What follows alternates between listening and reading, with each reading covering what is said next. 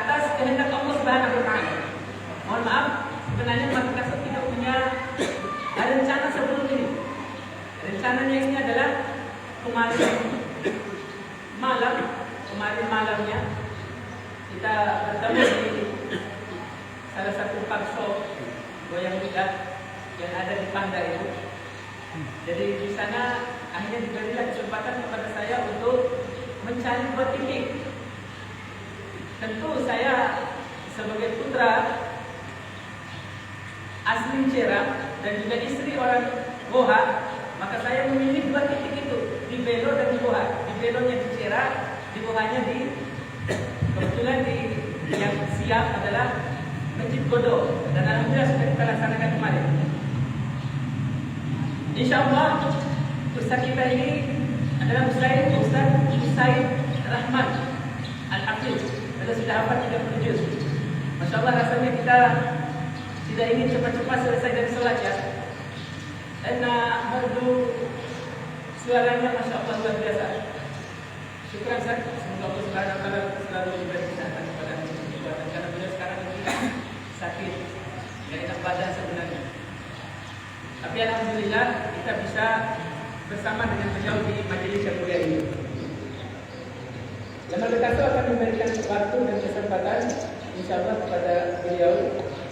Nah, Ustaz, tafadhal Ustaz Husain yang dirahmati Allah Subhanahu wa taala, barakallahu fiikum.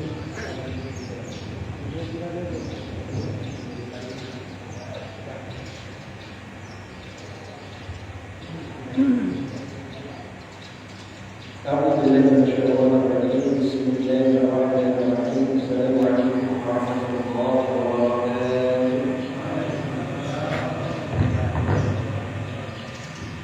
Alhamdulillah Rabbil Alamin. Bersyukur kepada Allah Subhanahu wa taala. Jamaah sekalian, bertemunya kita di sini bukanlah suatu kebetulan. Jika tak ada izin dari Allah, mungkin saya tidak sampai di Jimah.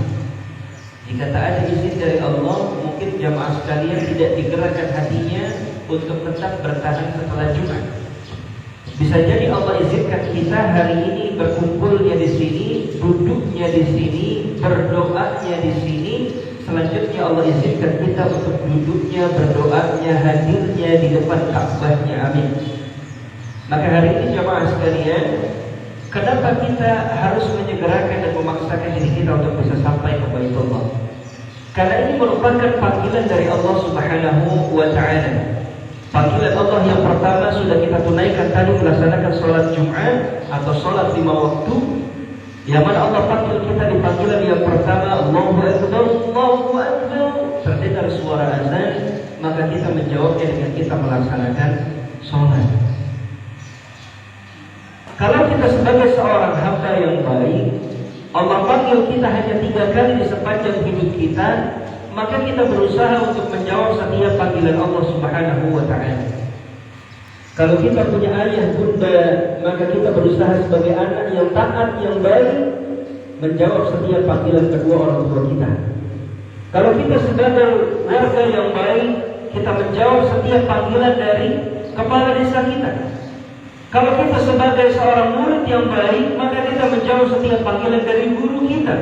Dan kalau kita sebagai seorang hamba yang baik, kita berusaha untuk menjawab setiap panggilan dari Allah Subhanahu wa taala. Dan Allah memanggil di sepanjang hidup kita itu hanya 3 kali, tak lebih tak kurang. Panggilan yang pertama Allah panggil kita untuk kita melaksanakan sholat dengan lantunan suara azannya. Maka kita insya Allah, saya yakin jamaah sekalian yang hadir di sini sudah senantiasa melaksanakan panggilan yang pertama, yaitu melaksanakan sholat. Lalu apa panggilan yang kedua? Panggilan yang kedua Allah panggil kita. Allah panggil kita di dalam surah ke-22 ayat ke-27. Surah Al-Hajj ayat 27. Apa kata Allah?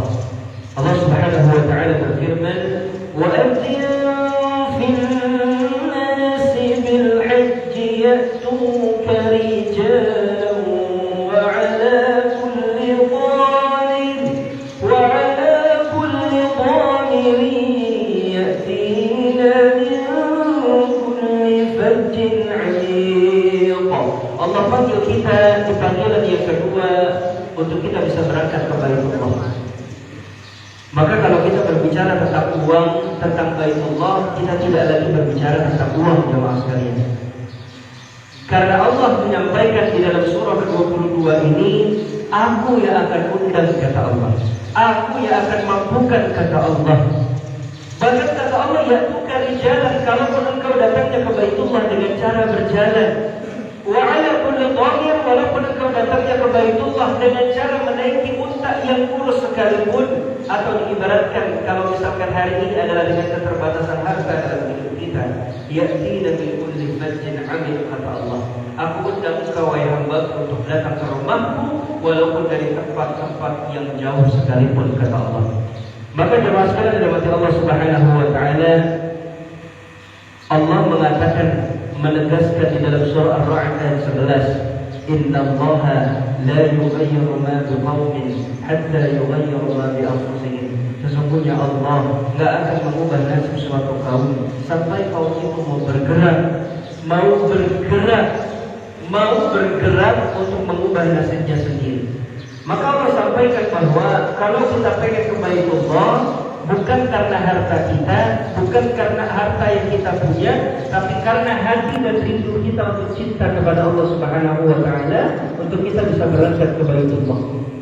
Maka jemaah sekalian dirahmati Allah Subhanahu wa taala, yang belum pernah ke Baitullah, bismillah. Mulai hari ini kita niatkan untuk kita bisa berangkat ke Baitullah. Yang sudah pernah berangkat ke Baitullah, bismillah, maka kita niatkan Allah obati rindu kita yang kita ingin kembali datang dan sampai ke Baitullah. Jemaah sekalian dirahmati Allah Subhanahu wa taala, kami dari Samila Travel, alhamdulillah, kita ada roadshow namanya Inspirasi Umrohku. Ya, kemarin baru pulang dari Lombok, kemudian dari Bali, sebelumnya dari Banyuwangi, dari Jember, dari Lumajang. Sebelumnya lagi kami dari Kalimantan, dari Sulawesi, dan juga kemarin dari Sumatera.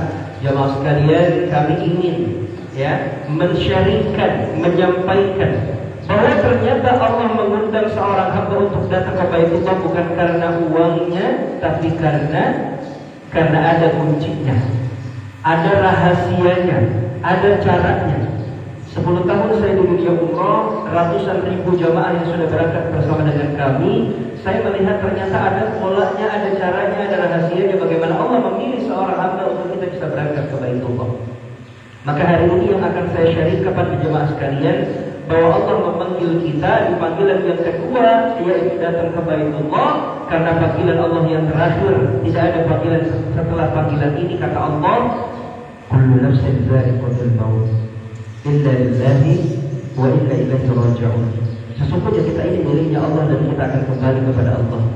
Jadi jangan sampai Bapak Ibu kita dipanggil sama Allah di panggilan yang ketiga ke rahmatullah, sebelum sempat kita menjawab panggilan Allah di panggilan yang kedua, datang ke Baitullah. Maka hari ini saya ingin sampaikan 4 caranya, 4 rahasianya, 4 kuncinya bagaimana Allah memilih dan mengundang kita, memampukan kita untuk kita bisa berangkat ke Baitullah. Apa kunci yang pertama, Ustaz? Kunci yang pertama adalah niatin. Apa Pak? Niatin. Saya yakin jemaah sekalian yang hadir pada siang hari ini adalah orang-orang yang sudah punya niat ke Baitullah. Maka alhamdulillah kunci yang pertama sudah kita pegang. Lalu apa yang kedua, Ustaz? Yang kedua adalah yakin. Sekarang pertanyaannya, apakah kita sudah yakin Allah undang kita datang ke Baitullah? Yakin? Yakin, Ustaz. Tapi uangnya dari mana, Ustaz? Kebanyakan seperti itu. Padahal yang kasih kita rezeki siapa? Allah. Yang kasih kita punya harta siapa? Allah. Yakin tak setelah ini Allah akan beri kita rezeki untuk bisa berangkat ke Baitullah? Yakin? Yakin. Alhamdulillah, berarti 2 kunci sudah kita pegang, niatin, yakin. Maka jemaah sekalian dari Allah Subhanahu wa taala, pertanyaannya adalah cukup enggak kita punya niat sama yakin aja untuk kita bisa berangkat ke Baitullah? Cukup? Enggak cukup. Karena tadi Allah tegaskan dalam surah Ar-Ra'd ayat 11, Allah minta kita untuk bergerak. Maka kunci yang ketiga adalah kunci yang paling penting yang akan menentukan apakah kita bisa berangkat atau tidaknya ke Baitullah. Apa kunci yang ketiga? Kunci yang ketiga adalah jalani. Loh gimana cara jalani itu Ustaz? Kita belum punya uang untuk bisa berangkat ke Baitullah. Bu, Pak, sekarang begini, jamaah sekalian, kalau sakit kita datang ke rumah sakit, sampai rumah sakit kita cuma duduk manis, duduk aja. Dipanggil tak kira-kira sama dokter? Tidak dipanggil. Apa yang harus dilakukan? Daftar dulu ke resepsionis, betul? Setelah daftar nanti dikasih nomor antrian. Mungkin selama ini nomor antrian kita ke Baitullah tidak pernah kita pegang, tidak pernah sampai ke kita, karena kita tidak pernah daftar.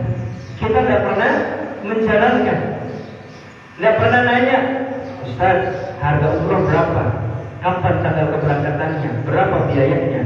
Maka jamaah sekalian dirahmati Allah Subhanahu wa taala, kami dari Samira Travel mensiarkan inspirasi umroh ini sampai seluruh Indonesia, dan hari ini kami sampai di Bima. Alhamdulillah, ya. Kami ingin menyampaikan jamaah sekalian bahwa Samira Travel ini alhamdulillah kemarin baru mendapatkan rekor muri yang ketiga sebagai travel dengan jamaah umroh terbanyak di Indonesia. Artinya jamaah sekalian, kalau pengen umrohnya aman, pasti berangkat, nyaman fasilitasnya, dan juga jamaah sekalian pengen berangkat bulan ini juga bisa. Kami dari Samira Travel keberangkatan ada di setiap minggunya untuk dari Surabaya dan Jakarta. Jadi nanti untuk Bima kita keberangkatannya itu menuju Surabaya ataupun Jakarta. Nanti pesawatnya dari Surabaya atau Jakarta langsung direct ke Jeddah. Jadi tidak ada transit di Malaysia, tidak ada transit di Qatar, tidak ada transit di Abu Dhabi, sehingga jamaah sekalian tidak lelah dan capek kalau transit. Ya, kalau pesawat transit itu berarti biasanya pesawatnya lebih murah. Dan pesawat transit itu kita harus tunggu dulu 6 jam atau harus tunggu dulu misalkan 3 jam. Itu cukup lelah. Kalau misalkan pesawatnya langsung dari Indonesia langsung menuju ke Jeddah, maka insya Allah jamaah sekalian tidak harus turun dari pesawat, ganti pesawat, nunggu dulu 3 jam 6 jam. Tapi Bapak Ibu dari Indonesia cukup istirahat 8 jam untuk nanti kita menyiapkan visi kita sampai di Jeddah, sampai di Saudi. Nanti Bapak Ibu bisa fit dalam melaksanakan ibadah umroh. Di Samira Travel ini, Bapak Ibu kalau misalkan pengen pilih travel umroh, kalau kata Kemenak, kata Kementerian Agama, pastikan 5P atau 5 pasti. Apa itu 5 pasti? Yang pertama, pastikan izin travelnya. Alhamdulillah Samira Travel izinnya sudah ada dan diperbaharui di setiap 5 tahun sekali. Jadi jamaah sekalian, kalau misalkan pengen pilih travel, pastikan travel yang ada izin Kemenaknya. Lalu apa yang kedua Ustaz? Yang kedua adalah pastikan